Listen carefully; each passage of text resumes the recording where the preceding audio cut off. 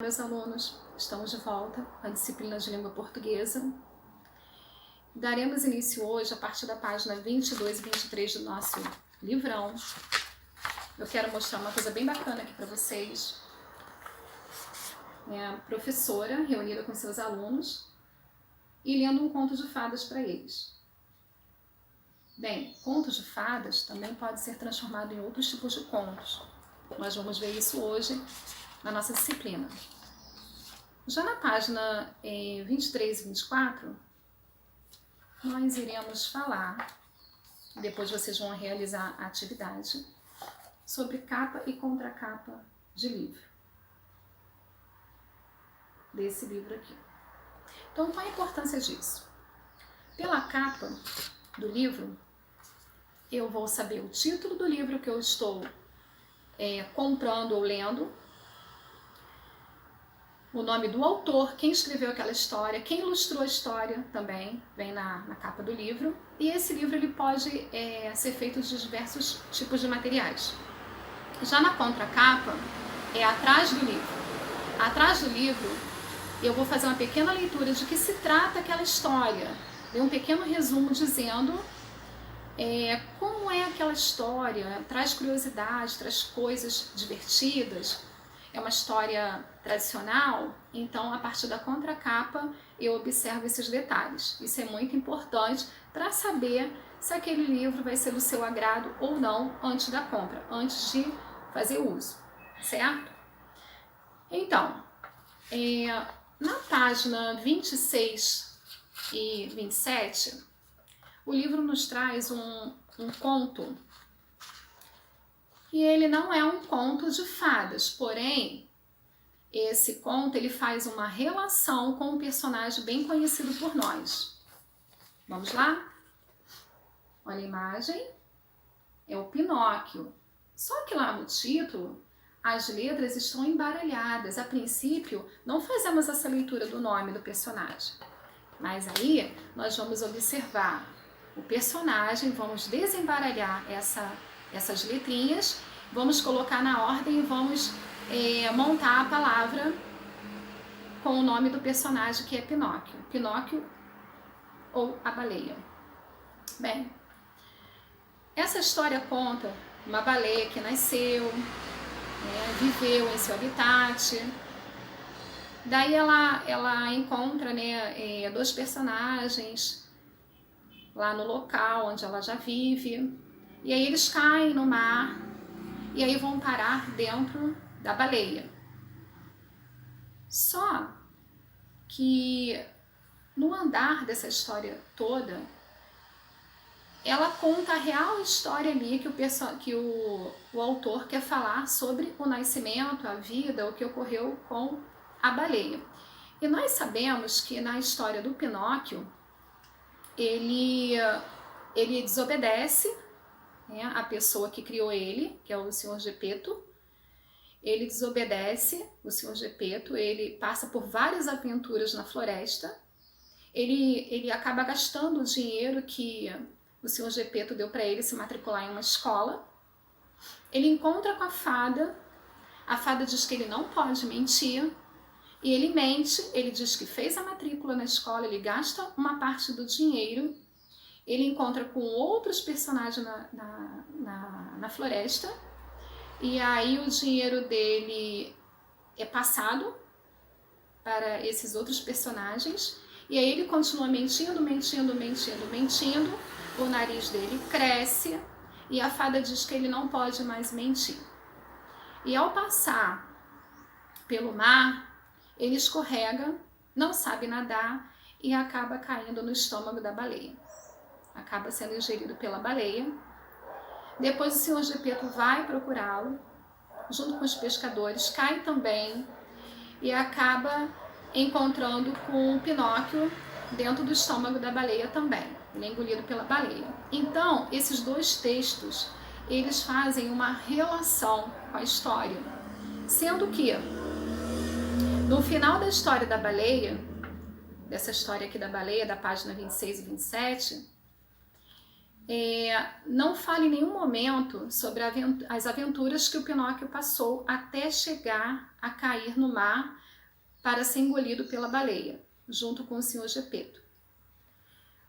Mas na história de Contos de Fadas do Pinóquio, fala sobre isso. Então, essa história está fazendo uma relação com Contos de Fadas. Lembra que no início eu falei que Contos de Fadas podem se transformar em outras histórias? Bem, então, o Pinóquio é uma história infantil, tá? E que ela foi se adaptada com o tempo. Aí o que acontece? O que é igual? O que é igual nessa história da baleia em relação ao Pinóquio, a história dos Contos de Fadas do Pinóquio? Bom, o que é igual é que o Sr. Gepeto e o Pinóquio, eles vão parar na barriga da baleia. Os dois vão parar, né? Vão parar na barriga da baleia e depois eles são cuspidos para fora. E o que é diferente? Diferente é que o Pinóquio, ele passa por várias aventuras até chegar à barriga da baleia. E aí na história da baleia não é contada. Bem, esse texto, ele se trata de uma intertextualidade. O que é isso? É aquele diálogo que alguns textos estabelecem com outros textos, tá? A palavra inter significa entre, tem relação com outros textos, mas não é um texto na realidade. Ela tem uma relação, ela faz uma relação em sua história, em seu conto, tá? Já a narrativa, o texto ele mostra a sequência dos acontecimentos. Bem, percebemos nas narrativas do texto da baleia que nos mostram assim a passagem do tempo, né? Lá grifado no texto da baleia diz assim, ó: passaram-se alguns dias e a baleia achou que estava ficando louca. Bem, poderíamos escrever também assim, ó: após alguns dias, a baleia achou que estava ficando louca. Ou poderia ser: passados alguns dias, depois a baleia percebeu que estava ficando louca. Essas três falas, elas marcam a passagem do tempo. E algumas expressões, elas traduzem uma nova ação, como aí, então, e usamos quando contamos alguma coisa. Mas aí a baleia achou que tinha ficado louca mesmo. Isso tudo na narrativa marca a passagem do tempo. Nós vamos ver também que existem textos que narram ficção e outros narram realidade. Em narrativas, nós vamos encontrar essa realidade e ficção em novelas, histórias em quadrinhos, filmes, peças teatrais, algumas retratando a realidade de algum personagem importante, alguém que já passou por aquela história e não existe mais, a pessoa já faleceu, eles querem retratar essa história. Às vezes nós vimos alguns filmes que retratam a história de quem já se foi, como Cazuza, Elvis. Então, Michael Jackson, alguns personagens que já se foram, e aí é feita uma retrospectiva, é trazido para nós em forma de filme,